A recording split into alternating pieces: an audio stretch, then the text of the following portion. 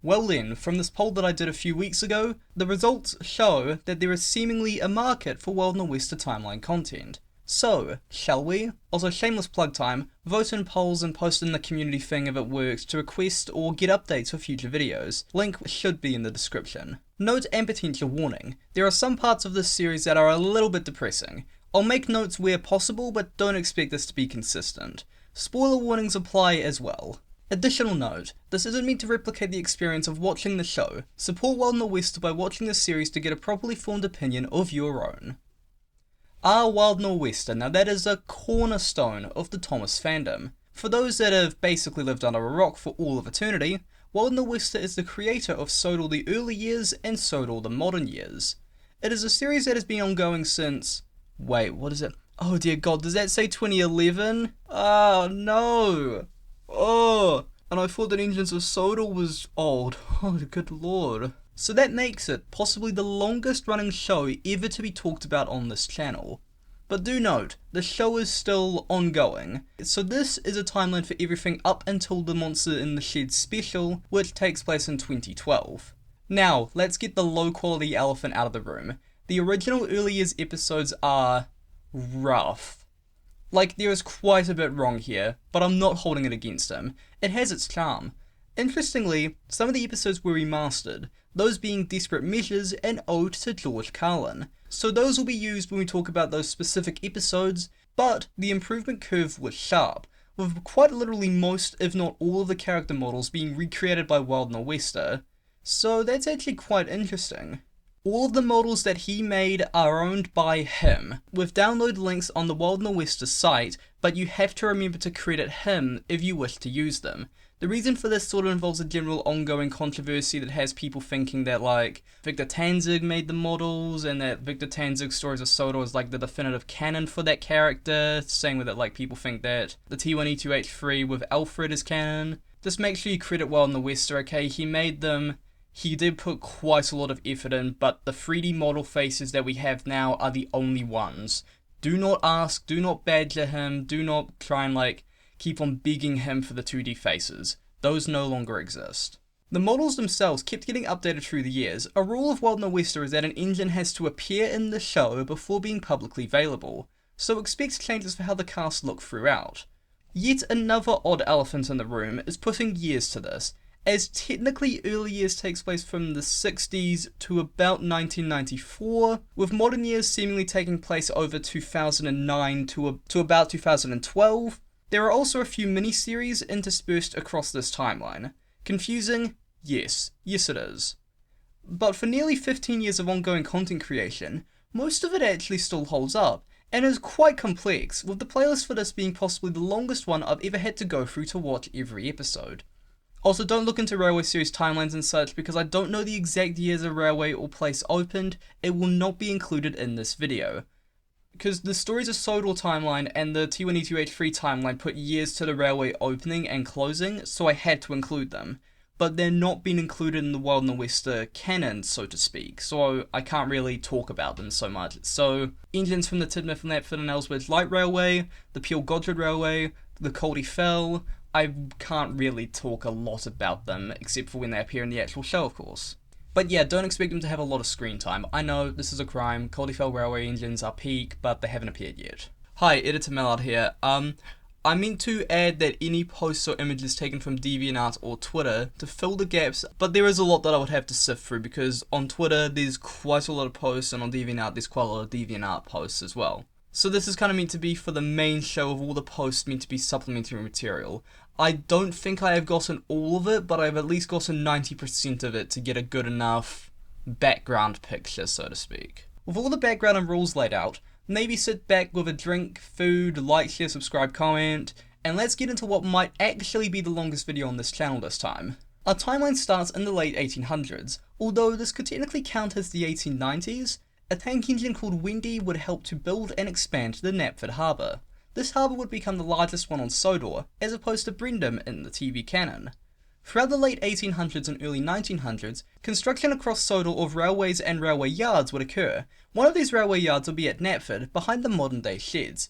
It was envisaged as a sort of docks for rail ferry direct connections to the Isle of Man to be built, but was disrupted by World War I and was thus abandoned. This yard itself is still there today. We go really quickly to the MSR for a lightning round, based upon the Deviant Outpost. We have Albert, who would apparently derail on the mountain road in 1903 with no remains found. We then see Bertram in 1907, apparently having been retired after World War I. We see Jess in 1912 hauling the horse and cart, and finally in 1924 we have an image of Tim hauling the Parliamentary Special. Now this is a story that is a bit unknown of the dates. Let's presume it to be 1920 based upon this Deviant Outpost. At the Mid-Sodor Railway, a new agreement with the Isle of Man Steamer Company would allow a greater influx of passengers to the line. A new engine called Andreas was purchased to run the new service. But when he arrived, he was arrogant almost immediately. Andreas was quite impatient and wanted to keep to the schedules no matter what. This would result one day in a passenger being left behind at one of the stations. Andreas would be taken off express work and put onto general trains. He wasn't quite happy about this, almost scolding his firemen with hot steam. Andreas would let slip to the other engines in earshot of the manager about how he had left that passenger behind on purpose. Because of this, the manager put Andreas onto Stewart's trains. One of these trains would decide to pay Andreas out, bumping him just before Islesborough West, causing the crew to fall out. With no one to stop him, he sailed right off the end and onto the NWR rails. Lily was approaching, so Andreas literally does that one face of the dog, accepting his fate. But Lily was able to stop just in time. Andreas was re-railed, but the manager could never trust him ever again. Andreas was put at the back of the shed, only coming out to be converted into a steamship, based upon this one WildnorWester Deviant Outpost. And considering how well those went, as the wiki puts it, Andreas was likely scrapped. We see a brief image featuring Edgar, one of the former TK&E engines at the Crovansgate Works. It's hinted in this post that he was allocated to the works circa 1917 to 1923. 1923 would have Henry do his whole stunt with the tunnel, causing the engines to have to double up jobs to deal with the backlog. Lily would go from the Islesborough branch to the main line, with Colin running the Islesborough branch. One day Colin would get a bit cocky and decided to take a few more trucks than usual. The rain was coming down harder at this point, and so the trucks decided to surge. Try as he might, Colin wasn't able to slow the train, and so derailed before striking a house. Lily would forever blame Henry for this, by part causing this whole fiasco to happen with him having been in the tunnel in the first place. I don't know, it seems a little bit petty, but we go. 1923 would also see Gordon arrive to Sodor on a trial basis. He would pull the WildnorWester, hey that's the name of the thing, and would help Henry after the latter broke down one day. At the same time as the breakdown, Alfred arrived at Knapford, with Nigel Greasley being one of the passengers. It is here that we learn that if Gordon was successful, then a 460 would be given back as part payment. Alfred, being a 460, was worried. With a mixture of this and being jealous of Gordon, an incident would occur. It was just a few days after Gordon's arrival when Alfred would take a train with some rails and sleepers on it. At Maron, Alfred had to shunt some of the trucks into a siding, but he came up to the train way too fast, causing some of the load to fall onto the express line. Gordon was approaching fast, and it was too late to stop the collision. Gordon would be damaged and would have to go to the works, with Alfred being suspended for a brief bit. Alfred would then soon leave the railway, coming back for a brief bit to help with the flying kipper after Henry's accident, before then staying at the Bluebell Railway. Also in 1923, based upon this image, we find out that the Islesborough Harbour had a designated shunter called Felix, but this isn't quite confirmed in the show as of writing. After James's accident in 1925, Thomas was given the branch line that he's famous for, but before he could go there, he had to learn the ropes by going on the Islesborough line with Annie and Clarabelle. However, he had some troubles, including forgetting to fill up on water at a station. But he soon proved his worth during a storm when a ship would run aground nearby. Some of the injured fishermen were taken by Thomas to the local hospital. In 1931, Knapford Harbour was being expanded. It was quite hectic and George was brought in to help out. He went over to one of the piers, but then Colin would soon reverse with a train. He tried to stop in time and George tried to get away, but George would almost fall into the ocean. This is where George's resentment for steam engines began, a thing that he would always have for many decades. In 1934, the Kirkronan branch was abandoned due to the Great Depression. A small little brake van called Brian would be left in one of the sheds. Also in 1934, the three former engines of the Sodor and Mainland Railway were due to be scrapped, but luckily Topham was able to send Neil up to a factory in Scotland.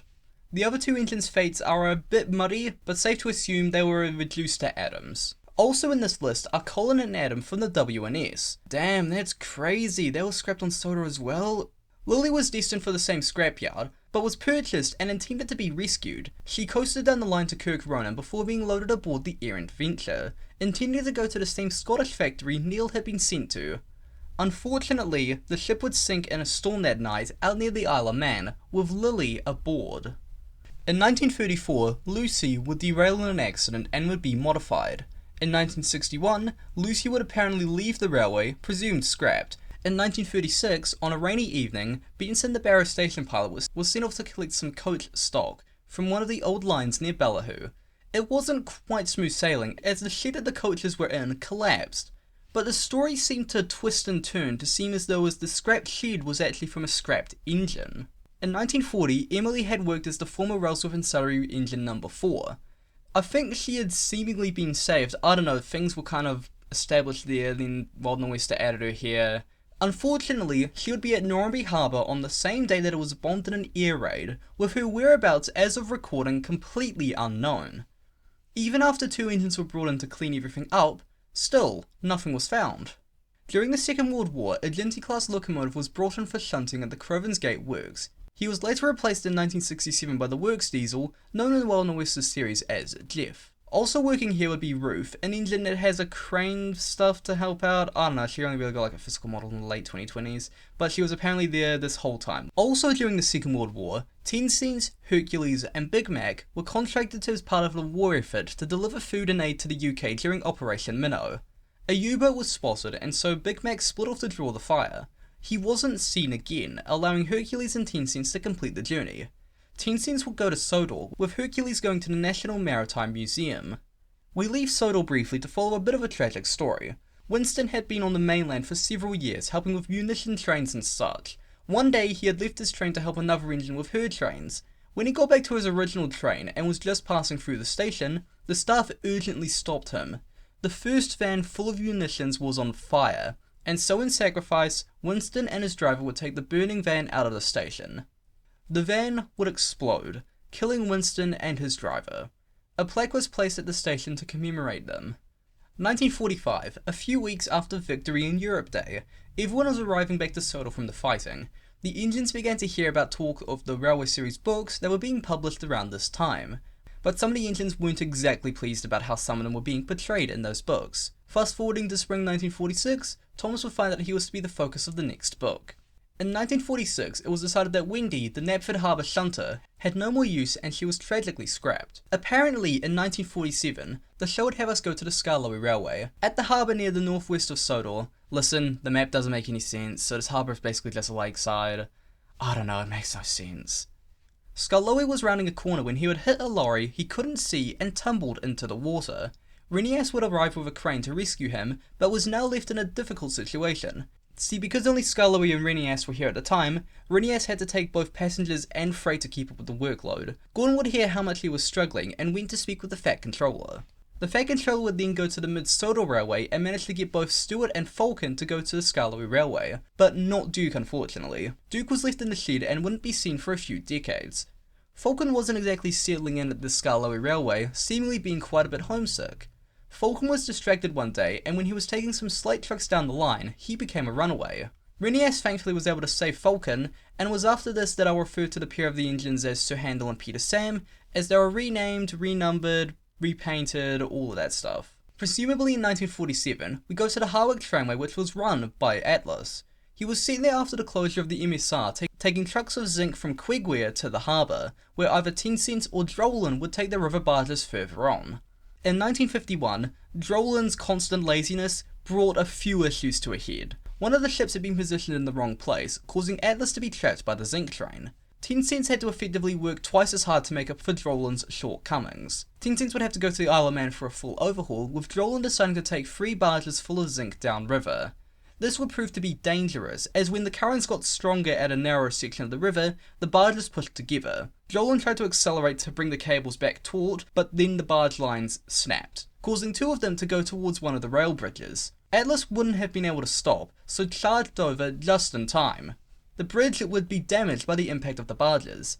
The bridge was later repaired, with Tenzins and Drolan having the whole situation sorted, or at least mostly. Now this is a story that is a bit odd. It relates to how Diesel first arrived. The episode says 1968, but the law says it's like 1957, so I'm just going to use 1957. Diesel would arrive on Sodor, and after Doug played a trick on him, Diesel would use incidents that he had seen or heard about to make up lies. For example, the part of Henry having like square wheels because he flat spotted his tyres one day. And so Doug was sent to Edward's branch line, but that isn't where the story would end. Diesel would go to the Farquhar branch to help out. He tried to appear friendly, but Percy had suspicions. Percy had got some of the trucks that were around when the name calling had started. Thomas and Percy would do a bad cop, good cop routine, finding out that Diesel had started the name calling. Diesel would be sent away in disgrace because of this, but this would not be the last time that we'd see of him. In 1960, just like in the Railway series, the Ministry of Defence, or as I'll call them the MOD, would buy part of the quarry on the Skarloey Railway, and the funds will be used to open up the Lakeside Loop, which opened in roughly 1965. Also in 1960, we go up to Scotland, where we meet the Scottish twins for the first time. Although at this time they only had the numbers, but I'm going to use their names for simplicity. The period always worked for many years, until one day only Donald was purchased for the North Western Railway. Douglas would be talking with Neil about this whole deal when Neil would suggest potentially trying to sneak to Sodor. And so the plan was set, and just like the Lord told time and time again, they made it to Sodor with no problems. The Normanby branch would be closed in the mid-1960s due to the harbour having been shut and services declined over the several decades. Just before it closed, the line to the harbour was blocked, with the tunnel separating the harbour and the branch having a rather odd addition. This addition was Peter being shut in the Ballyhoo Tunnel in 1966. There were fears at the time about the Soviet EMP blast from nuclear weapons, so having a reserve for steam engines was a pretty valid concern to have. He wouldn't be seen again for 30 odd years. In 1963, negligent health and safety caused an accident at one of the quarries, killing a workman called Dennis Jackson. Edward had to clean it up, not a pleasant sight for him. In 1965, we meet Boker for the first time after failing. He struggled on, but wasn't exactly a great thing according to D199. His determination, however, would make Topham decide to bring Boker to Sodor for the first time. His arrival to Sodor would be basically the same as has been told many times across many other series and books. 1967 would see our first released episode of Early Years take place, with the remaster being used here. The episode starts out with Gordon having to take a longer WildnorWester, hey that's the name of the thing, but problems began to brew when he didn't feel like he could make it all the way. Sure enough, at Tidmouth, Gordon would fail, but luckily James was passing through and was put onto the express, but was unable to pull it. But luckily again, Percy was nearby and was able to couple up to James and help haul the express. The pair managed to get the train first to Craven's Gate, even if the appearance of Adeline slightly breaks the timeline, and then on to Barrow. Due to Gordon having to be repaired, a diesel had to be brought in from the mainland to help with the summer traffic. The engine that would arrive was Patrick, and yeah, the train's at Junction Arrows, we can't ignore them, so let's just get that out of the way right now. Patrick would be put onto a goods train, but decided to take Donald and Douglas's train as it was going to Elsbridge on the way. But he would stall on Gordon's Hill. Donald and Douglas had been following close behind, and they slammed into the brake van, damaging Donald's front end. Donald would go to the works, and another diesel was brought in to help out. This engine was Diesel. At Elsbridge the following day, Percy would break down, but the milk tankers were left exposed in the summer heat. Luckily Patrick was nearby to help with the situation that was happening. Douglas would take Percy to the works, where on the way he talked about the missing coach incident. I didn't really mention it in the timeline as it doesn't really have a lot of bearing on the plot. Later that night, Diesel was blocking all the paths to the turntable at the sheds. Patrick, who was again nearby, rammed into Diesel, almost pushing both of them into the turntable pit. Diesel was sent away because Gordon had returned. With Donald's return, Patrick went back to the other railway, but this would not be the last time we would see of him. We leave Sodor to go to a branch line in England, where we meet Oliver for the first time. However, things weren't good. Diesels were replacing steam across the country, and so it was decided to replace Oliver with a new engine for passenger traffic. But it wasn't over for him, as he, his crew, Toad and Isabel made a run for Sodor. They passed from signal box to signal box, finding refuge during the day down abandoned branch lines. D7101 would see Oliver, but wouldn't report him to the higher-ups. Remember this, it will be important later. On the run, however, there wasn't an infinite supply of coal, and soon he ran out. He was picked up by a diesel and taken to the Barrow scrapyard. Luckily, however, that night, Douglas arrived, and after explaining the situation, was rescued. After Oliver and Douglas made it back to the NWR, Oliver would be restored to full running condition. But Doug and Oliver weren't exactly seeing eye to eye, for reasons that aren't fully cemented in the episode. For what I can gauge, Oliver was late for one thing, for reasons discussed a little later on, and Duck was doing his whole, oh, the Great Western Way is the right way and your way is the wrong way. He was so annoyed at Oliver that the trucks would take advantage and would cause Duck to become a runaway. Duck would derail and Oliver would manage to pull the whole train back onto the rails. After this, Duck and Oliver became friends. Yippee! But apparently, in the next episode, Oliver had been going on a typical Oliver subplot earlier that day. Up at the mine at Farquhar, the mine had collapsed. Oliver went up with Thomas and took one of the coaches with the injured workmen to Harold, who would then take the injured men to hospital. That's why Oliver is the GOAT. Later on, James was to take a post train up the Little Western to collect some mail. But he was angry, so angry in fact that on his way back home he split his drawbar, causing himself to separate from his own tender. Duck and Oliver then took the train, with Oliver getting the mail run for the Little Western, and James having to be sent to the works. Fast forwarding to the Christmas rush, and all the engines were worked off their wheels. You know how it goes.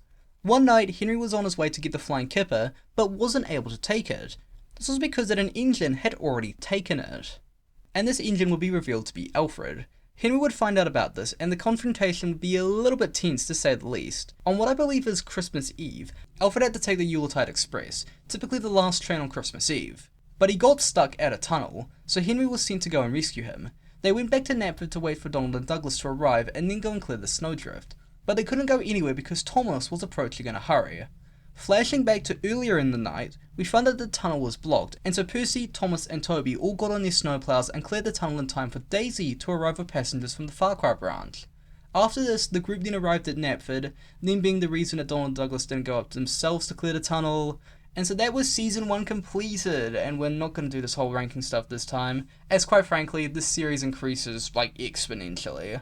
Individual rankings would be like, oh, 6s or 7s, and then going up to like 8, 9s or 10s like really quickly, and that would just cause the scale to screw. Now this is odd for me to say because Season 1 took place in like the 60s, but also seemingly took place in like the 70s. Thankfully, Season 2 does have an official year, that being 1981, so let's continue. Editor Mallard here. I recorded this in separate sessions, only finding out that technically Season 2 takes place in 1966, so every time that I say 1981, I mean 1966. To show this, the year in the bottom left will say 1966. Again, this timeline doesn't make sense sometimes, but we ball. In 1981, it was decided to build a new railway on Sodor, but not a standard or narrow gauge one, but a minimum gauge one. Bill, Ben and Diesel will be interacting at Brendam, with Diesel then taking up a train to the so-called project. But on the way, just before a bridge, Diesel would derail, with Bill and Ben rescuing him. Bill and Ben would then take the train up to Islesborough, where to their shock, they saw Mike, Rex and Bert, with Mike accidentally causing some ballast trucks to fall off the end of the chute. Later on the same day of the great opening, we get a really unique camera shot of Douglas from this angle. Trains were running on the Islesdale Railway at this time, but Bert wasn't feeling well. He later gave up, and Mike, who had been shed confined after the whole ballast truck incident, arrived to rescue the train. Bert would then be given a complete rebuild to fix his steaming issues. One day up at Farquhar, Percy would accidentally end up on the line just as Thomas was approaching. They collided, but luckily no one was injured. But because of this, Thomas and Percy were quite angry towards each other.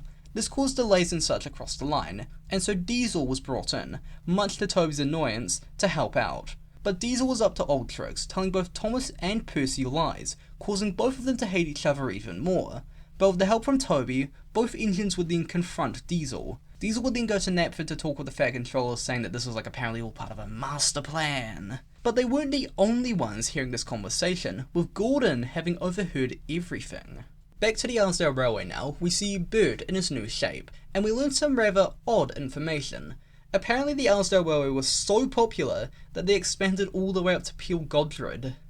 That would take like several hours to get there, what? One night, Bert had to wait up with the extension work, where he would then hear whispers in the darkness, but wasn't able to see who said them. Over the next few days, Mike would hear these whispers as well. Some clergymen would join Bert on a train one day to see if the whispers and rumours about Duke having been left behind on the MSR were true. Sure enough, they were. Duke was found when one of them fell through the roof. The workmen dug out the embankment in front of the shed, and Duke was steamed up and moved for the first time in several decades. Some lorries arrived to take Duke to the Scarlowy Railway. Hey, Editor Mallard here. It is presumed by me that this takes place in 1969 based upon the story of Adeline yet to be discussed, which takes place in 1968, because Duke arrived after her. So yeah, anything with Duke is 1969. On the Skarloey Railway, after Skarloey's tubes failed, Rusty was brought to help out. When Skarloey was put in the workshop, he would meet Duke for the first time. Now listen, I know the original timeline gets ruined here. Seemingly Duke arrived before Duncan, with events involving Adeline having already happened, so let's just chalk this up to a continuity error. Elsewhere, with the snow having arrived, Sir Handel was taking a train up the line. However, due to carelessness, some of the trucks would become uncoupled and would roll down the line. They stopped when they would collide with Rusty at Cross Knight Kern. Sir Handel wasn't aware of this, but was told by Peter Sam to go and help out with the cleanup. They would both get a shock when Duke would come up the line with the crane. We now go to Christmas Eve 1981, and yet again the Yuletide Express.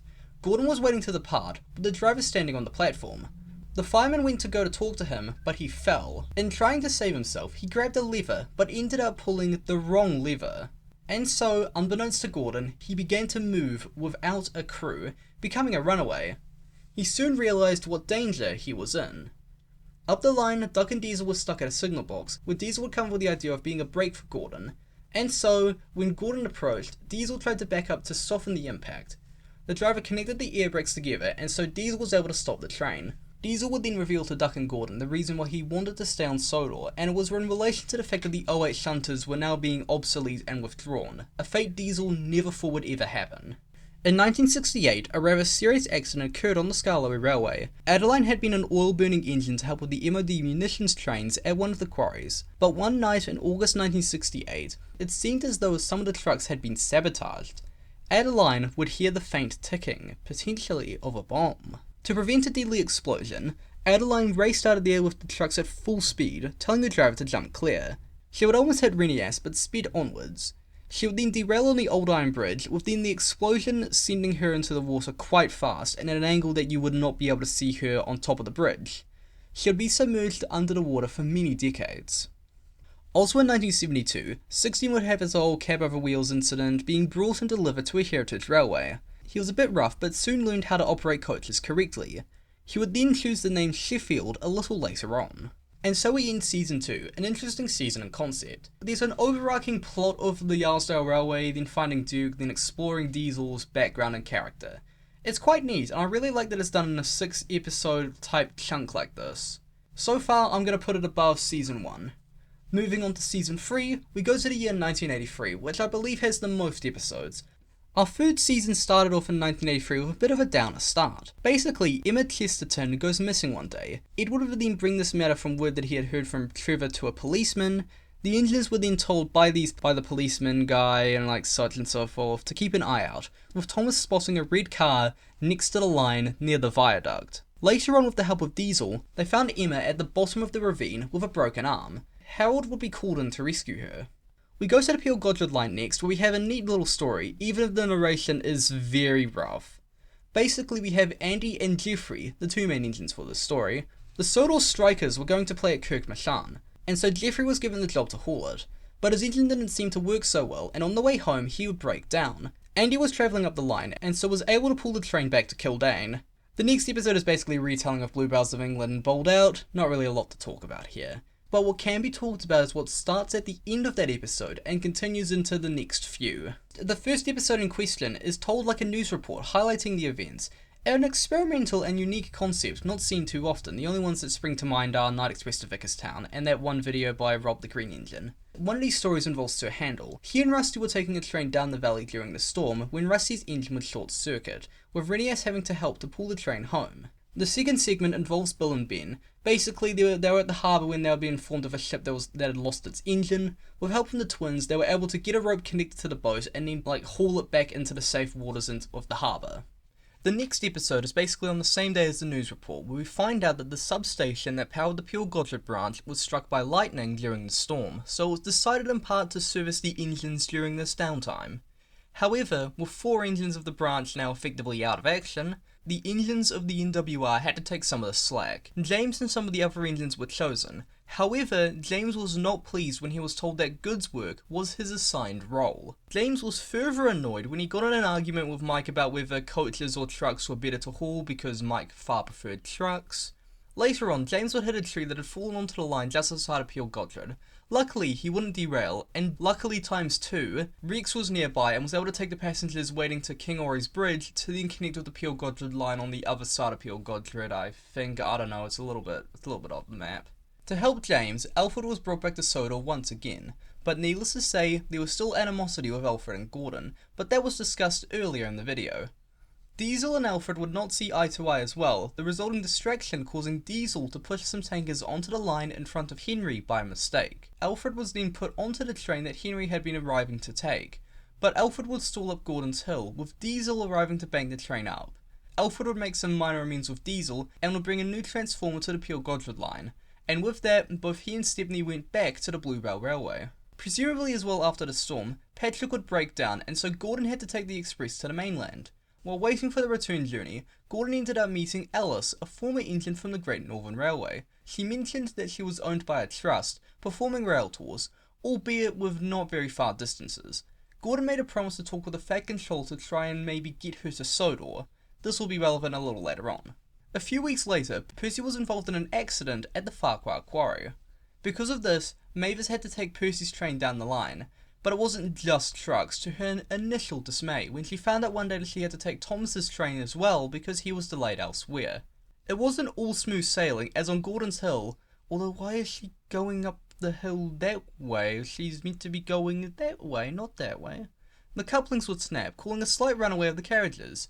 Mavis would run around the train and would push it up to Farquhar. In a follow-up to the Alice introduction episode, Gordon remembered his promise and went to the Fat Controller.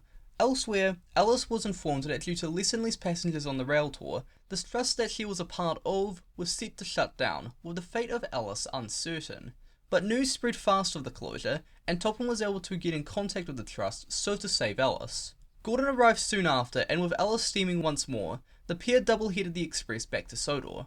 Alice was given a bit of a shakedown run up to Kildane, and was given the go-ahead to continue to Knapford. However, Percy was having some trouble with some trucks, so much so that when Alice passed him on Gordon's Hill, the train broke away. It passed Alice, and in quick thinking, she raced after it. Just before the train reached Wellsworth and hit Edward, the inspector jumped across to the brake van, slowing it down just in time. Later on, Alice would hear the story of Oliver's escape from scrap at Tidmouth due to a faulty signal. A few weeks later, Thomas was informed that his driver would be becoming Elsbridge station master, as he was almost 55 at this point. A new fireman was brought in while the old fireman became his new driver. But the new fireman was a bit inexperienced, and it was a bit of a struggle for Thomas to go about his duties the next day. Things got even worse when some stones were dropped by boys on a bridge. The stones were fished out of course, and Thomas eventually got used to his new crew. Gordon and Alfred would later tell the story on why there was always animosity between them, but later on, Thomas would reveal that the trucks with the sleepers on them hadn't actually been tied down, so would have fallen off eventually. Thomas would tell Gordon these revelations, and at the same time Alfred was going up the line when he would derail at Kildane.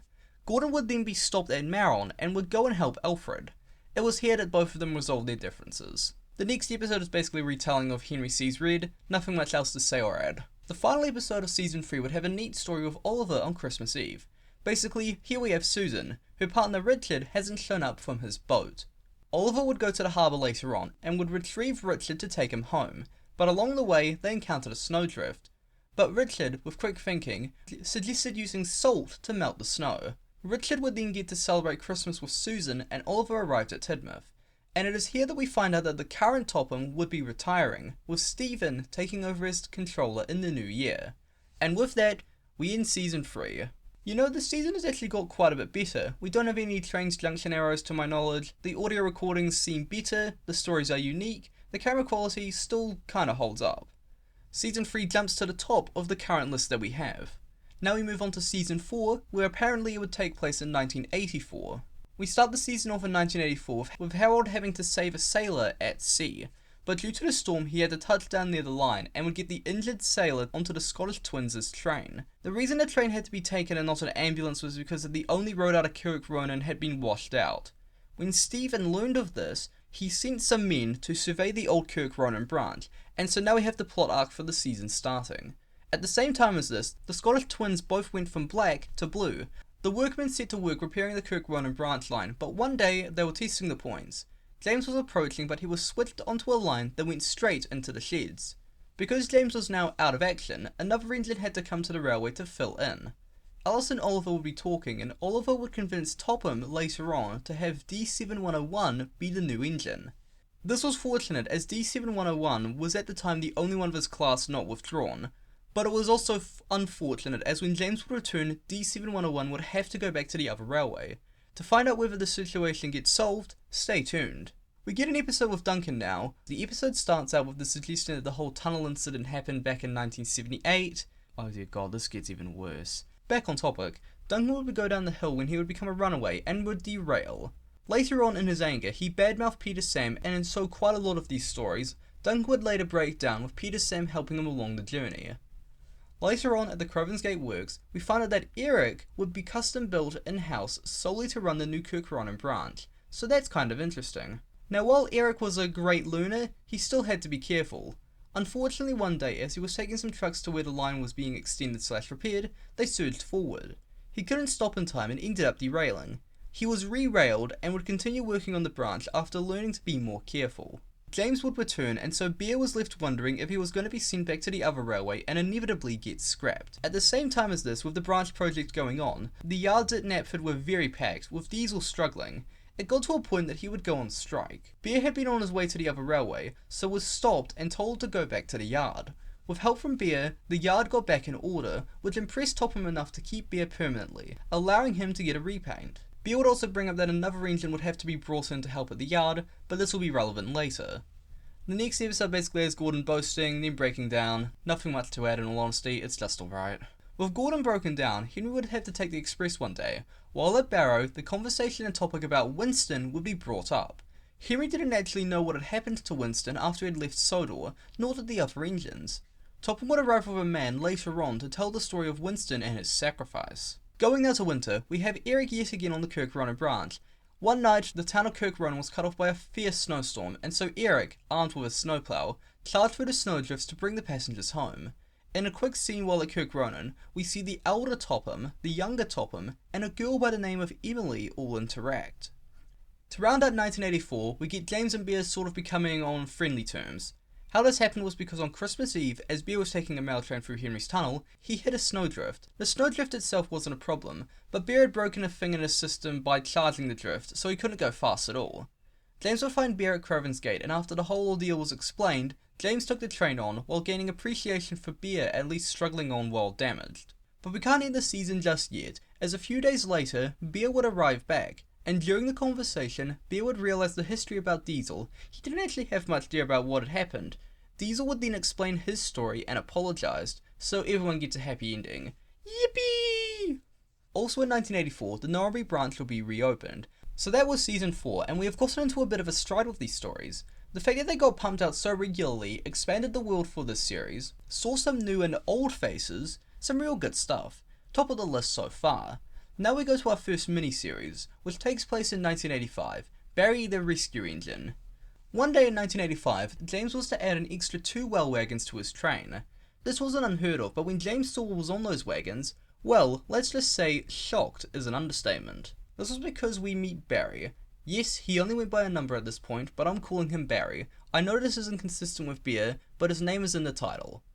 While on the journey, Barry had a very odd reaction to seeing sparks from workmen doing some welding. Later on, after a montage where Barry was repaired and we see a quick snippet of Jeff the Works Diesel, and when Patrick the Diesel was purchased for the NWR, finally Barry was in a serviceable state.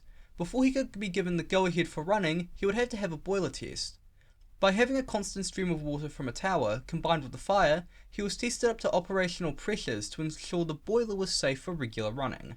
But a problem soon arose. The water in the tower soon ran out, so to avoid a boiler explosion, Ellis was called over. While the water in a tender was used to help the boiler, Ellis chatted with Barry about the whole scrapping thing, a touchy subject for Barry.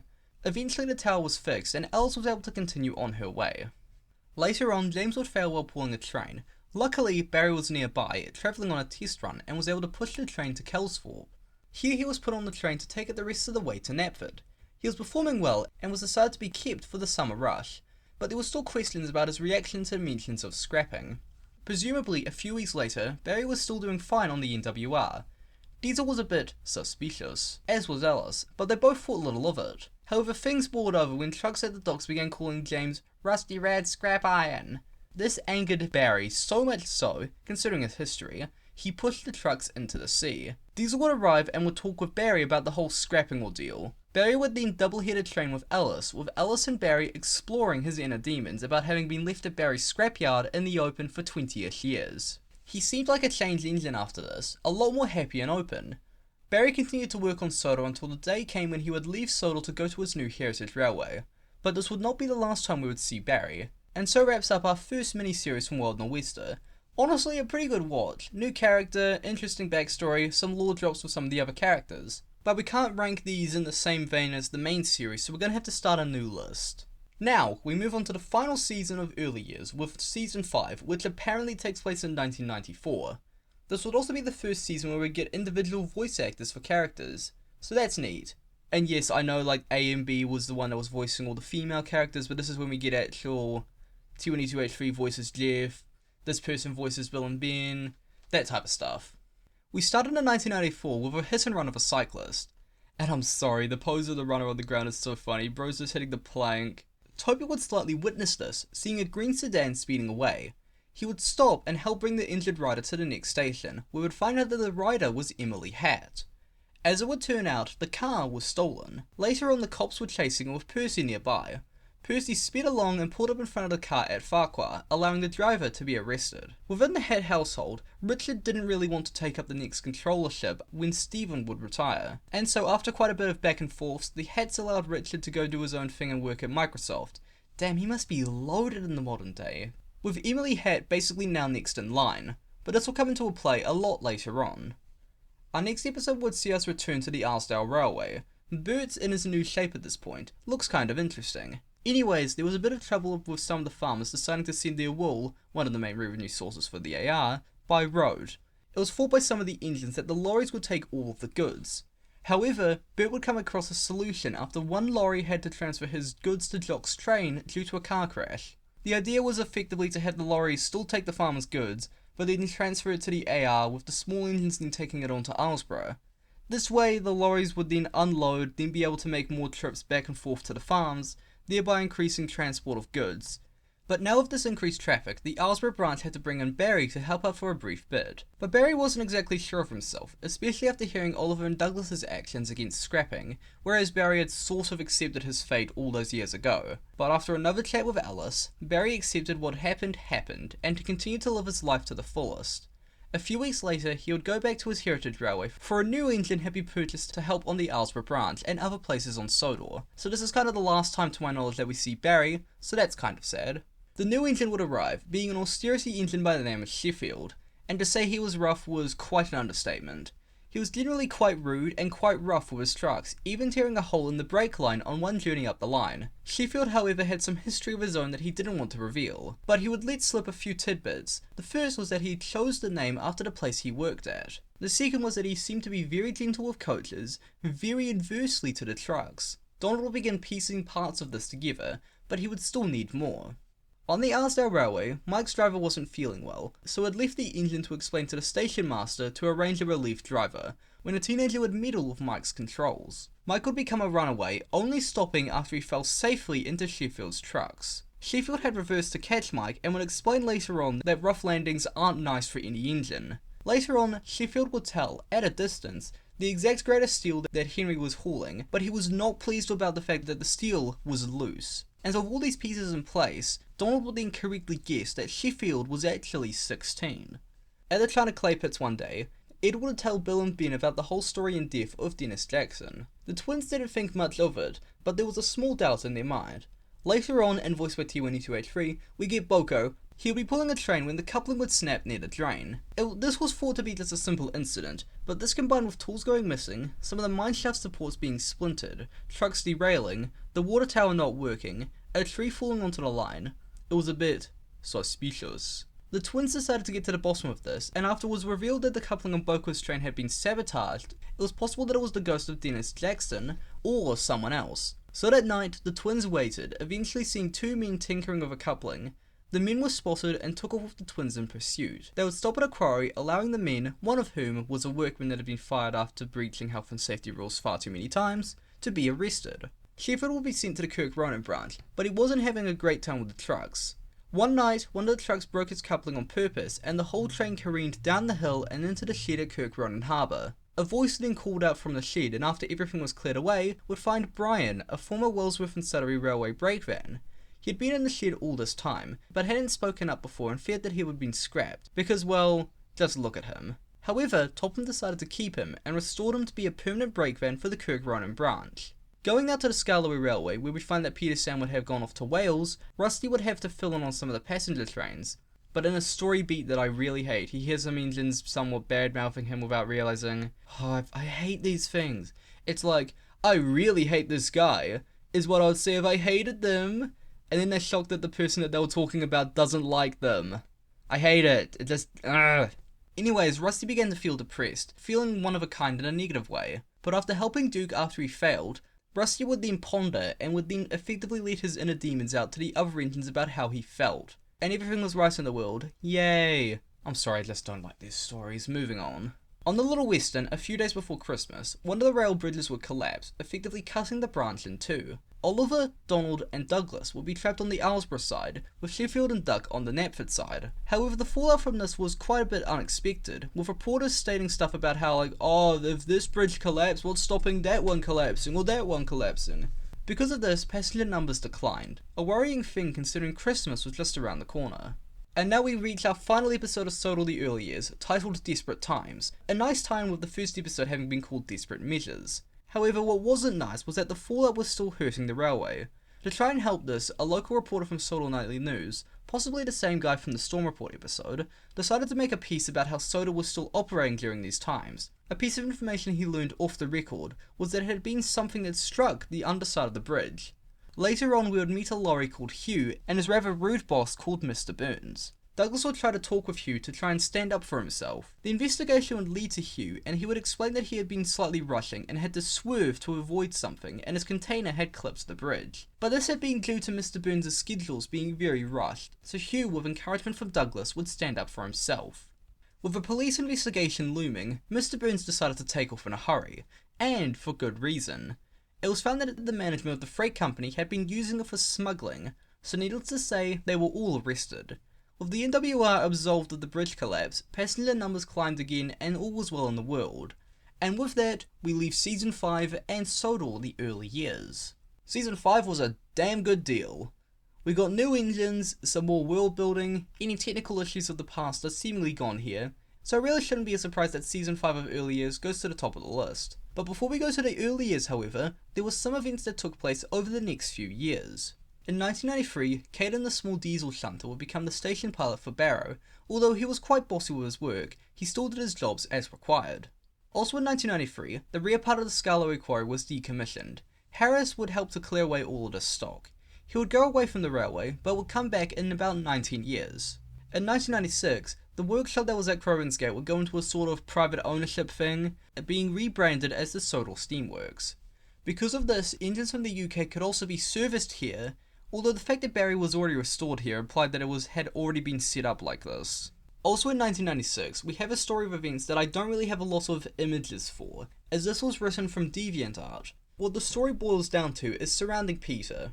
After having been placed in the Ballyhoo Tunnel back in 1966, he was rediscovered in 1996. Note, I'm using a mixture of NWR 1991 and WildnorWester images to kind of illustrate what happened when he was found, as there really is nothing provided in these DeviantArt stories, just flashbacks afterwards.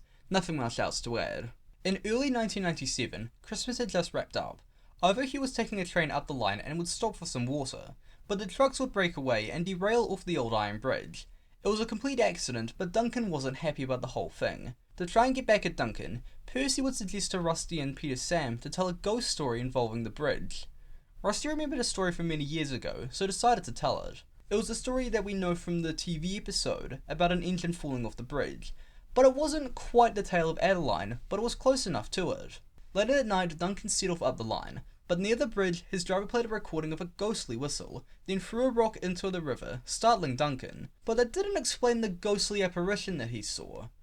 Scarloway and Renier shared a look in the shed. It was as though Adeline's story might be ready to tell, but this wouldn't be the case for 15 years. In 1998, some workmen would be watching some George Carlin clips on the TV, with Duncan actually quite enjoying it. He grew fond of the comedian's work, but did note over the following years that George Carlin seemed quite a bit more greyer than usual. In 2001, the station of East Knapford was built. All non-express passenger trains stop here.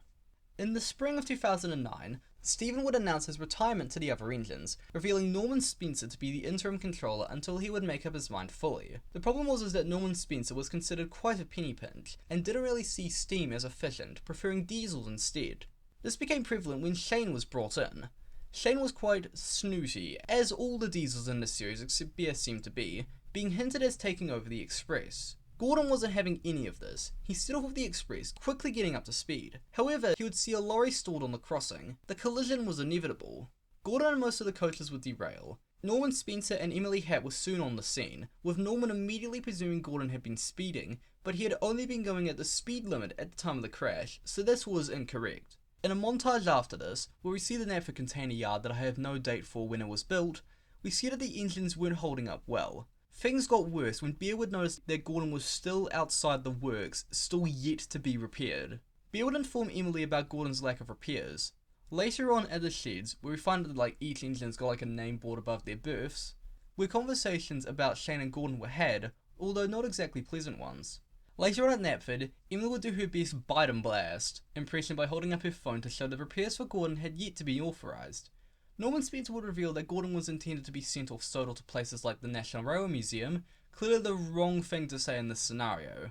A signal virus thingy would cause all the signals on Sodal to go to red. To keep the trains running, James and Edward told Emily about the blackout system back during the war with trains having to be flagged through from station to station. But even with this, Norman still wanted to go all modern, so began hinting at sending engines off Sodal to Heritage Railways. Shane would stand up to Norman at the sheds, at the same time Topham and Emily were present. Topham, of course, not wanting his engines to be sent away, appointed Emily Hatt as the new controller of the NWR, which she still is as of this video's release. We start the first season of Modern Years proper with an introduction to the container yards, but it was certainly busy with new warehouses and businesses popping up across Sodor. It was so much that Diesel couldn't keep up, so the engines had to shunt their own trains, which caused further delays. Meanwhile, at the China clay pits, one of the mine tunnels would collapse. After the investigation, unfortunately the pits would have to close for a few months while repairs were ongoing. And so, to kill two birds with two stones, Bill and Ben were transferred to the container yards. Because Gordon was still away being repaired, the funds having been allocated after Emily Hatt had been appointed, everything wasn't running well. James had to be put onto goods trains, therefore Bear had to take the Express, Henry had to take Bear's trains, and so on and so forth. To fix this problem, Emily Hatt would organise to bring Tornado to Sodor. Tornado was put onto the Express, but he would fail to pick up Peter Sam's trains at Grosvenor's Gate, a small blemish for his record. On the Scarloway Railway, Duncan would then be told the unfortunate news of George Carlin's passing. Duncan was quite depressed after hearing this news. To cheer him up, Duncan would be shown some of the TV episodes featuring Carlin's narration, bringing Duncan around to the show.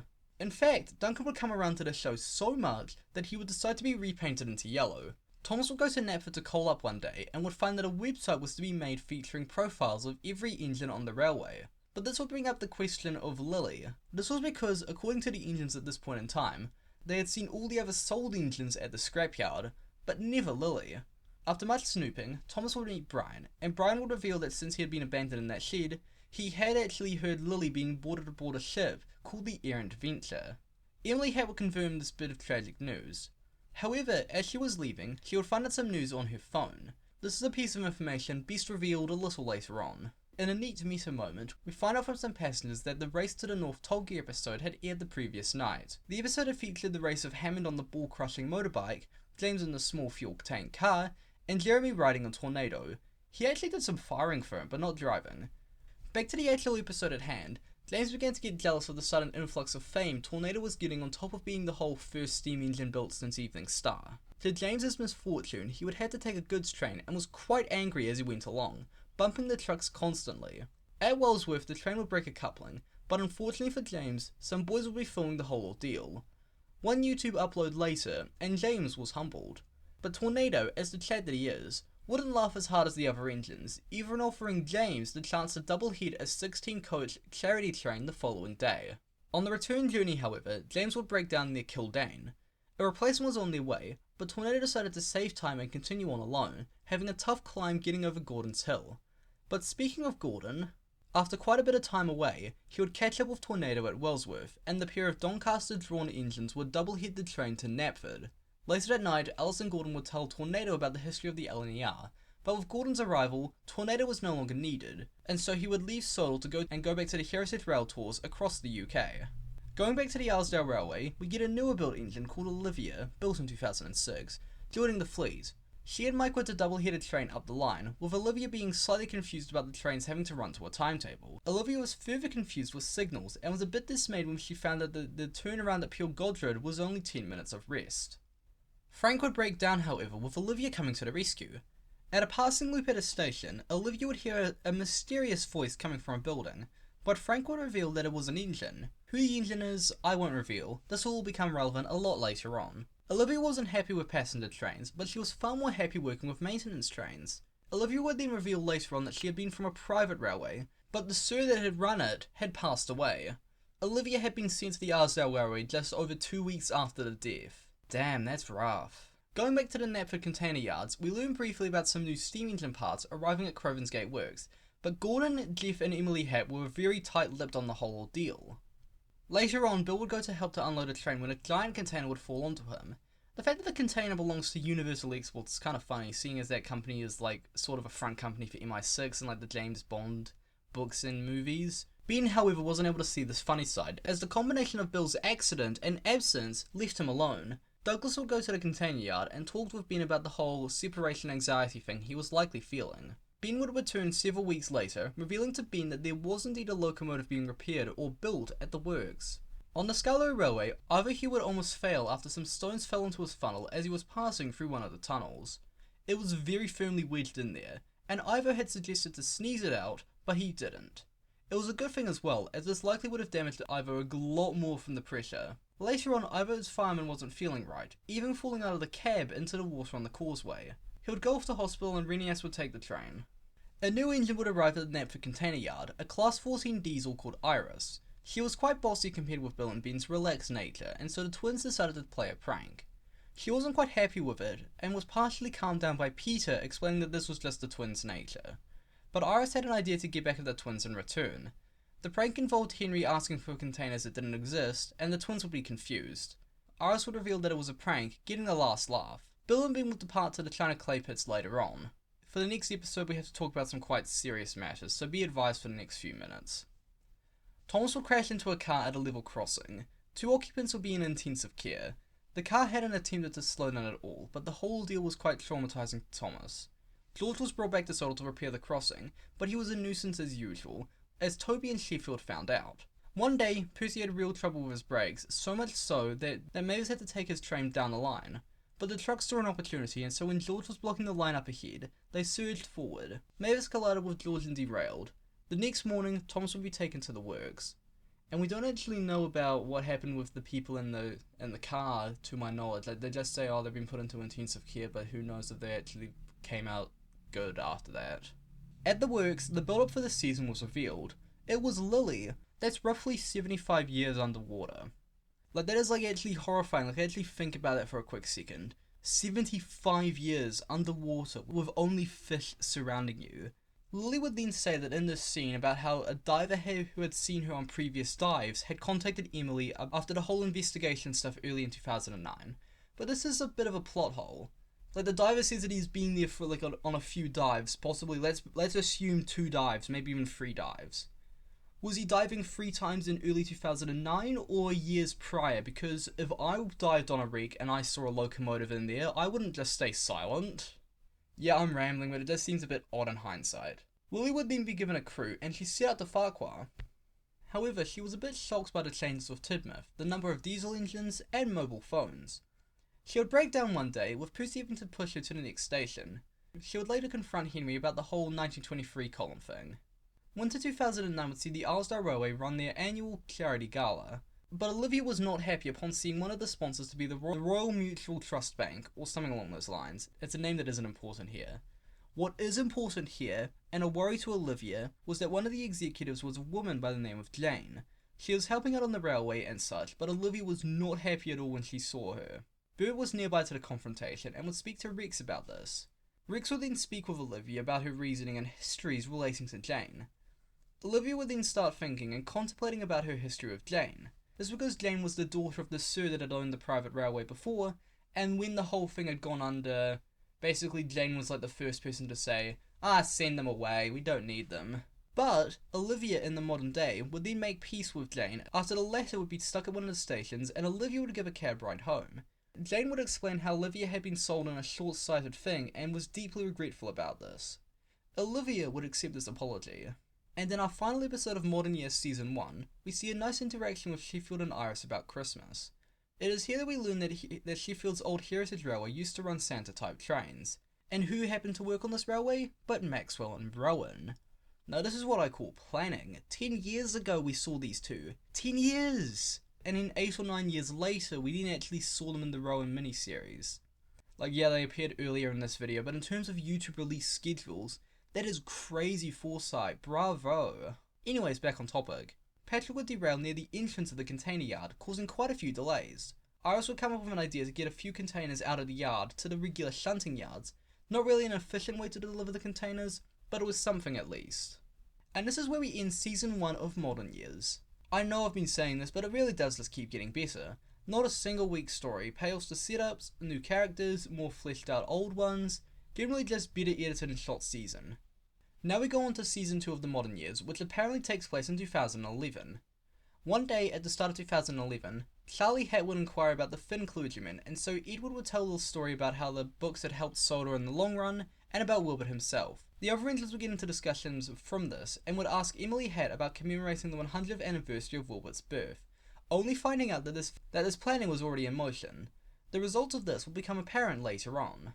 Pip and Em would arrive on Soda to take over the Express. The reason for this was that a new timetable was to be made, but Gordon just wouldn't be able to keep up, even breaking down on one occasion. He realised and accepted that his days as an express engine were gone, and so he gracefully stepped down. We go now to the Norrumby branch. We find out that there was a Norrumby and South Norrumby with a lift bridge over the marina entrance.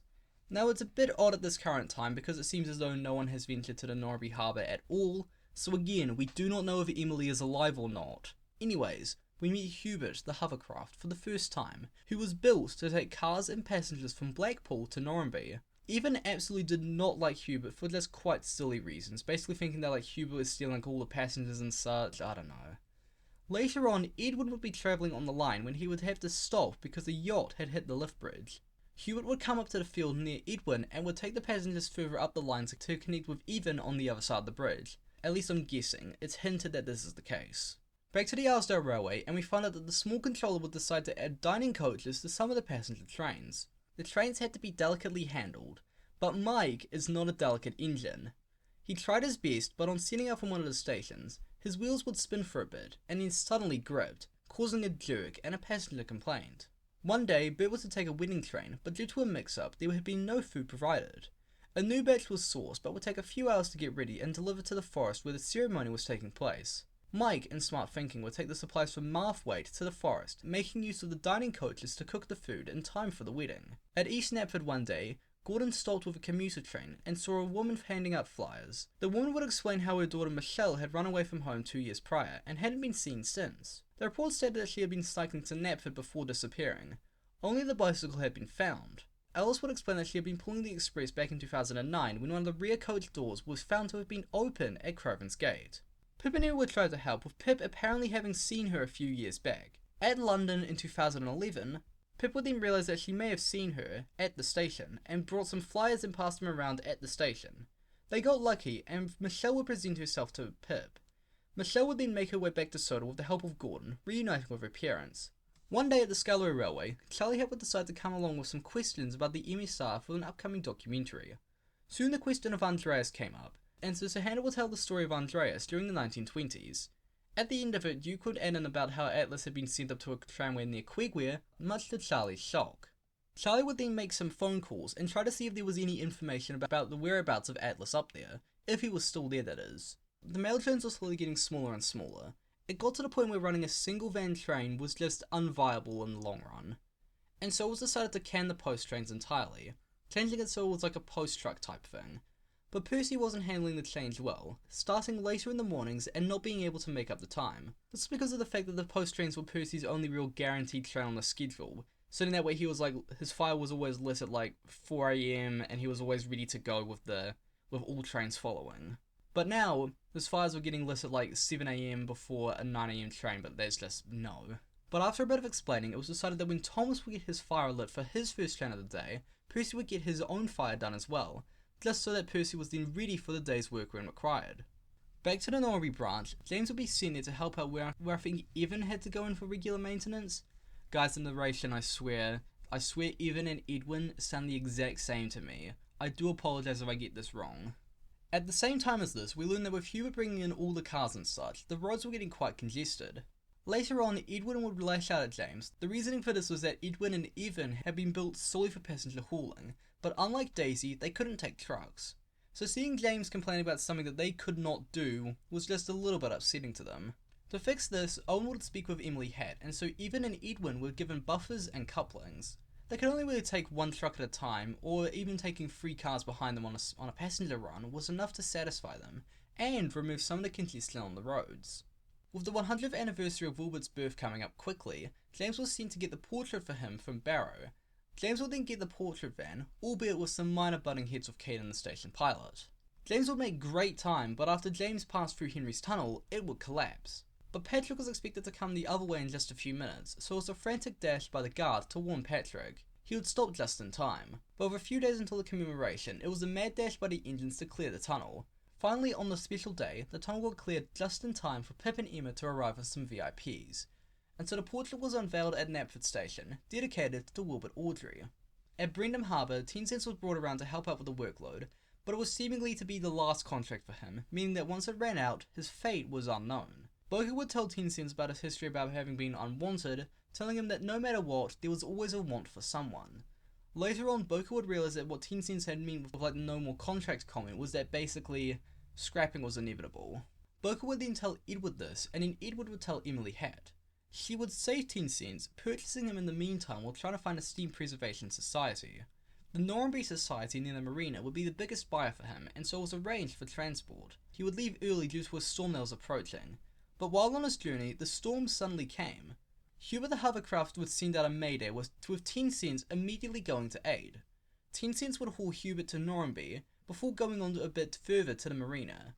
As of 2012, he is still there being restored. Now, I'm going to be honest, this is a bit of a stretch, but hear me out on this. The same storm that 10 Cents battled through would have a key part in our next few stories. It would cross the island, eventually ending up on the Aylesdale Railway. At the same time as this, Charlie Hatt was still trying to investigate the whereabouts of Atlas, figuring that the Aylesdale engines might have a better clue of where he went. Olivia that night would figure out that the engine she heard in the building near the line could have been Atlas, but wasn't certain. The storm arrived, and the following day was all about the cleanup efforts. At Marthwaite, the old mill building was found to have its roof completely caved in. The engine inside was able to speak a lot more clearly. And so, as some of you may have expected, Atlas would be revealed to be the old mill building engine. One of the blister engines would find Charlie Hatt and would inform him about this discovery. And so after several decades, Atlas was dragged out of the building and decided to be sent to the Scarlow Railway in exchange for putting a new boiler in the old mill building. Atlas was loaded onto Hugh the lorry and was taken along in fresh air for the first time in many years. Atlas arrived at Crovan's Gate, giving Sir Handel a bit of a shock, but he couldn't go to the workshops until Rusty cleared the line. Rusty arrived soon after, but he was not pleased about the fact that Fred and his seemingly more common illnesses. Atlas would then tell the cautionary tale of Rowan from 1951, although I don't really know about why and how the relevance of it, but anyways, we keep going. Rusty pondered about this story, thinking more about Fred.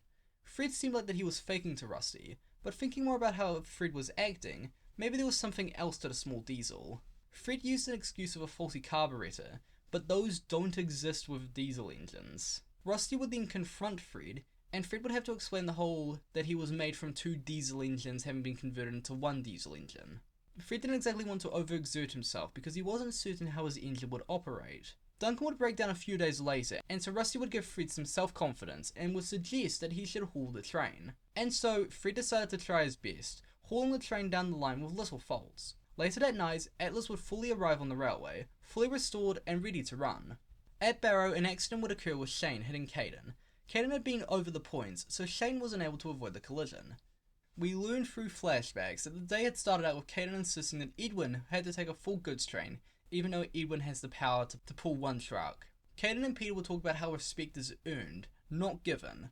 Later on, Henry would arrive with some tankers, one of them being milk. Shane would arrive soon after with more fuel stuff. While Shane's train was getting organised, Caden slightly forgot about which tanker had the milk in it. Although probably it's the white one, Caden, I don't know man, you probably should be watching that one. And so the milk tanker was put into the fuel storage area, causing Bear, Patrick and Caden to break down. Caden with more consequences than the other two. Caden would own up to his mistake and would be repaired, but he would be informed that one more slip up and he would be gone from the yard. And now we get to our last regular episodes of Modern Years, a 3-part finale. It starts off with Donald being out of control, going through the harbour at quite a speed. He was just able to stop before going off into the ocean. Oliver would also have some trouble with the trucks as well. The Scottish twins had an idea that it could have been Diesel behind this, but Doug stood up for him. Diesel would agree to help Doug to try and find a culprit to this, as this seemed to be an orchestrated effort. The Scottish twins would think that it could have been the new ballast hopper wagons, but they couldn't quite prove anything. Checking with the yardmaster, it seemed as though his Hopper 003 and 006 were in the majority of the troubled trains. Diesel a few days later would then overhear Hopper 006 talking about bumping the train. But Emily Head would counter with the fact that there wasn't strong enough evidence of 006 perpetrating these accidents.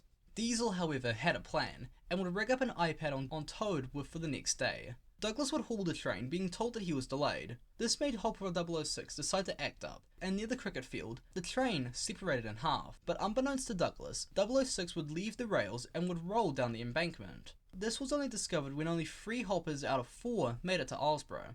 Emily Hatt would show the footage of 006's treachery to him, deciding to send him away from the railway for good. Well, he wasn't actually sent away from Sodal for good, he was turned into a dumpster on rails for the works. At the Knapford Yards, Doug would arrive to find that Diesel would change his name to Damien. He chose it after his first driver, and I shall call him Damien when he appears again. And so we end Modern Years Season 2. I know it's been said time and time again by me, but it just keeps getting better. This is just the pinnacle for this series. Great models, great stories, great camera work, great voice acting, the whole shebang. Now we move on to the 3 mini-series for the show. Our first mini-series was Couriers and Concerns, seemingly taking place from autumn to winter 2011. We encounter a troublesome van called Jason, who was the present post van for the Far Cry branch. I don't know, the whole post situation just never is fully defined, at least to my knowledge. Jason was not happy about the lack of a set schedule, plus the fact that Jason was an express type coach, not a branch line one. It was also more about the way that the post train vans were effectively being put aside after the decision a few months ago. Later on at Farquhar, Toby would take a package from a courier up to the quarry as the post trucks couldn't get easily up there. Later on, Emily Howard would decide to get those neglected post vans and convert them into the Northwest Package Express.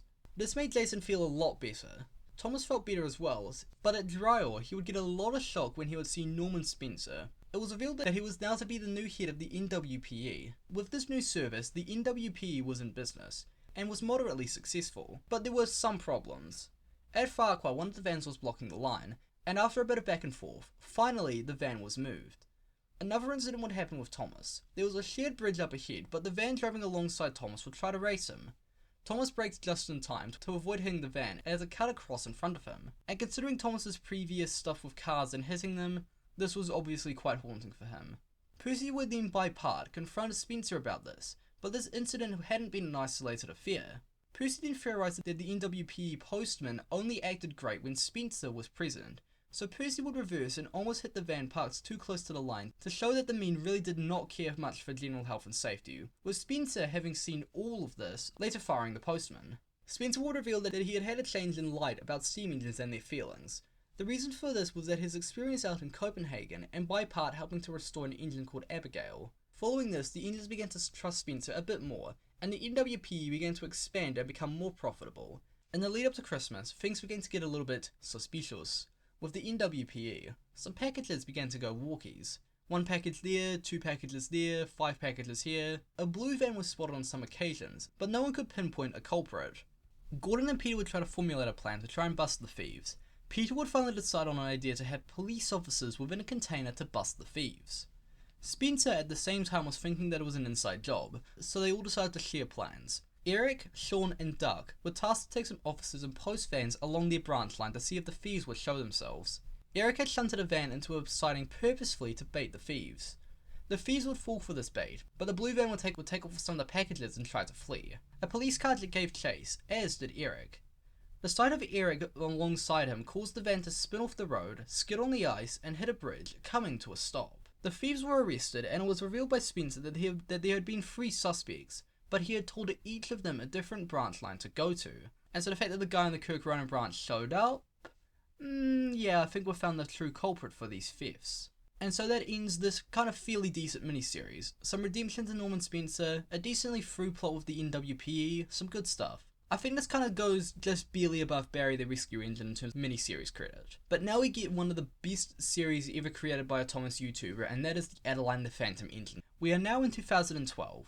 We started the saga with a scene at Crovan's Gate. A couple were discussing engines to use as part of a good luck package for their upcoming wedding. But Atlas would raise a good point. Ivanhoe had been built in 1996, numbered 7, but Duke had arrived in 1969. Yes, a bit of retconning, but we deal with it. But Duke was numbered 8. Duke would be chosen as the engine for the wedding train. But the issue about the old number 7 was still there. The engines in the shed that night were told the story about Adeline, but because it was told in parts, we've already summarized it earlier in this video in 1968. Duke put in that he was offered the choice to choose a number 7, but considering Adeline was still fresh in the mind, it was chosen to give him the number 8 instead. Thus as the story was being finished, the small controller would announce that the MOD quarry would be finally decommissioned, but removing all of the munitions would have to take a lot of work. A few days later, Harris came back to the railway to help with the full removal of the munitions, but when he and Fred got up to the quarry, they found it flooded from a nearby stream. Over the next few days, after the water was cleared away, Harris would begin to start shunting trains for the other engines to take munitions off to Crovan's Gate. Atlas would have to stop near the Old Iron Bridge to deal with a hotbox, hearing faint cries for help from an engine. Later that night, the engines tried to piece together the potential links with Adeline and how the ghost story had formed. Harris would let slip that an engine nicknamed Goose may have told the story in parts for a radio crew, which would then give Rusty the idea for the ghost story. Later on, Harris would run out of battery power, and Ivanhoe arrived to help. Both engines would hear the ghostly voice near the bridge. At the sheds, the engines started to think of the theories as to why they were hearing Adeline now and not any time over the past few years. Duncan then decided to get to the bottom of this, once and for all. When he stopped on the bridge, he tried to confront whatever ghost this was. The voice came again, but Duncan's driver would then think to use a selfie stick to then see what was under the bridge. It was Adeline, the water level low enough after the flooding at the quarry. Because Adeline was a former MOD engine, the military got involved with the recovery of Adeline. They arrived with a Chinook helicopter and lifted her up and out of the water and onto a racing flat car hauled by Atlas. She would be repaired, coming out of the works as a different engine. She no longer had spark arresters, she had been converted to burn coal, and she was now wearing glasses. Considering how long she was underwater, no wonder. But Adeline wasn't exactly holding up well, causing the train to stop near the Old Iron Bridge, double-heading it with her handle. Duncan would help her to get home. Later on, Ivanhoe would piece together that Goose must be Percy. This all made sense considering Percy had been the one to suggest the ghostly prank way back when. They checked this with Percy, and he would reveal that he had done it all to make sure that the Adeline story had been remembered, even though it wasn't the whole story. Percy had been told the story by Adeline's crew, and so he told the other engines the full story of Adeline. The next day, Duke would hit a lorry at a crossing. An NWPE employee would arrive, but a man from an Aston Martin DB9 would counter him. The same man would then decide to play some music for the workmen, and that music was Gangnam Style. Duke, of course, was horrified by his music choice, considering that he's quite an unk.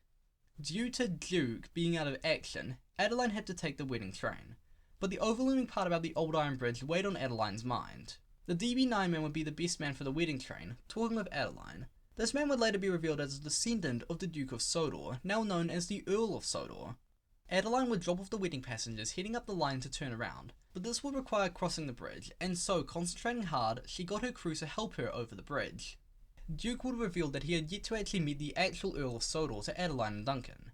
Across Nykern, the Earl would reveal himself to Duke properly. Duke would slightly argue with him before getting lost in thought about traditional values that he used to rely on. Later on, the rain came. The Earl was up at Lakeside, talking with Atlas when a small landslide would occur. With Crook thinking, the Earl sped in his car to the nearest level crossing to flag down Sir Handel. The Earl would then try to speak with Duke once again. This time, it was more successful. Both of them came to terms with their current situation. Elsewhere, Harris was expected to leave Sodor after the MOD quarry was to be completed, but Adeline would then convince the small controller to purchase Harris and keep him. A few days later, Duke and Harris would leave the works painted in a red livery. and so did ends Adeline the Phantom Engine. Absolute cinema. Great overarching story, new lore to the universe, great models, great camera work, straight to the top of the miniseries list. But before we get to our last miniseries, let's discuss the special that happened during this miniseries. After Percy had told Adeline her tale, he made his way up the line with his own train. Later on, Ari would try to spook the engines at Tidmouth with the story of an engine and the monster under the shed. Thomas would take the story to James and Henry to try and confirm the story. Henry and James had heard it from Ruth, so Henry went to confirm it with Ruth just in case. Ruth would explain that the story had been about Benson, the old Barrow Station pilot, of course without the monster stuff. Henry would then see Sheffield damaged on a flatbed after an incident at Lower Suttery, but I'll talk about this later. Benson had actually been reserved at this point in time, so was organised to come back to Sodor to explain his story from his point of view. Benson would then go back to wherever he came from, and we see Rowan at the end of it. And so we're almost at the end of the WildnorWester timeline. There's one more series to go, folks, that being Rowan the Garratt engine. We go to the Heritage Railway that Sheffield had come from. Rowan and Maxwell were noticing less and less passengers on their train. Things wouldn't get better as one of the rear windows on one of the carriages had been able to push out with no effort at all. Obviously dangerous. The writing was seemingly on the wall for the duo. Considering that they had had to sell Sheffield the first time, it was thought that potentially they'd have to sell another one again. Emily Hatwood arrived to visit the line, riding in Rowan's cab. That night, good and bad news had to be delivered. The bad news was that the railway had to close, but the good news was that the engines were able to be sold off to other railways. Maxwell would be sent to go perform Heritage Rail tours, and Rowan would be chosen to go to Sodor. The reason for this was an accident involving Sheffield. Earlier, Sheffield had been distracted and the train that he was hauling wasn't helping things. A hotbox developed on one of the wagons, but on starting, Sheffield started suddenly, breaking a coupling and chucking his crew out of the cab. At Lower Suttery, Sheffield was intended to be sent into the water, but he would derail on a sharp corner. And so Rowan made his way to Sodor to take over for Sheffield, intending to be a permanent Brendan addition when Sheffield returned. Sheffield had returned to service, sporting a new blue livery. He was at Wellsworth when he would be reunited with Rowan. Sheffield also got a new diesel ejector at this point, but that's not really relevant. What is more relevant is that Rowan's steam pipes were being damaged quite more often due to the fact of the bendy Garratt design, and were leaking currently. Bill and Ben saw Rowan and tried to play a prank on him, but Rowan had not been able to see them at all. The twins then tried to drag along behind the train. This caused Rowan to go a lot more slowly, and they would end up missing the connection with Beer's goods train. Rowan wasn't quite happy when he found out the ruse. Rowan's pipes would fail soon after this, with Henry then taking him to the works. The twins had to deal with the fallout from their prank, having to work quite hard to clear the backlog at the China clay pits. They would have a bit of a falling out about the fact that their pranks had never really worked. Rowan would return in the NWR blue livery at this time, but found the twin engines were at each other's metaphorical throats. But eventually Bill and Ben began to make up with each other, enjoying themselves a lot during a break van special excursion train type thing. But when Rowan started to go back up the line to meet Alice, his pipes burst. Bill and Ben then decided to work with each other to bring the train up to Wellsworth, just in time to meet Alice.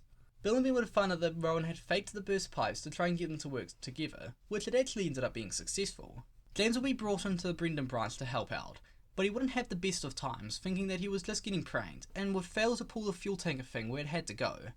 James would then be told off by Emily Hatwood, where she would say his full name to be James Hughes, so that's kind of interesting. That implies that the rest of the engines also have last names. Rowan would then tell the story of Sheffield 16 from way back when. And so we finally end everything WildnorWester. Rowan the Garratt engine wasn't quite as good as Adeline, but still better than Couriers, so I'm going to put it second on the list. It still feels quite high quality, but just not a whole heaping loss occurs. Now, at the end of it, it says about how the next thing is apparently going to be harbour engines. Note as well, we also apparently have Manx Island Rescue, Edward and the Magic Railway, as well as Sort of the Modern Years Season 3, and also Norrumby engines and another mini-series. But WildnorWester has shown project updates and stills from that on both his Twitter and Blue Sky socials, so check him out on both to see updates for his series and the future, as well as his DeviantArt for background lore drops. Mallard here, I was recording this when WildnorWester would drop the news that the Harbour Engines miniseries had been pushed back to Season 4 of Sort of the Modern Years. Norrumby Engines is yet to be confirmed if it's Season 3 or Season 4, or between the two. Anyways, we have now come to the end of the video. Do take a quick moment to like, share, subscribe, comment, do the things that YouTube tells me to tell you. Vote in any upcoming community posts. This has been TWMallard38, and I shall see you in the next one.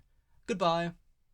If you wish to see a previous video, or see a recommended video, click either card on screen, or just let the video end. The choice is yours.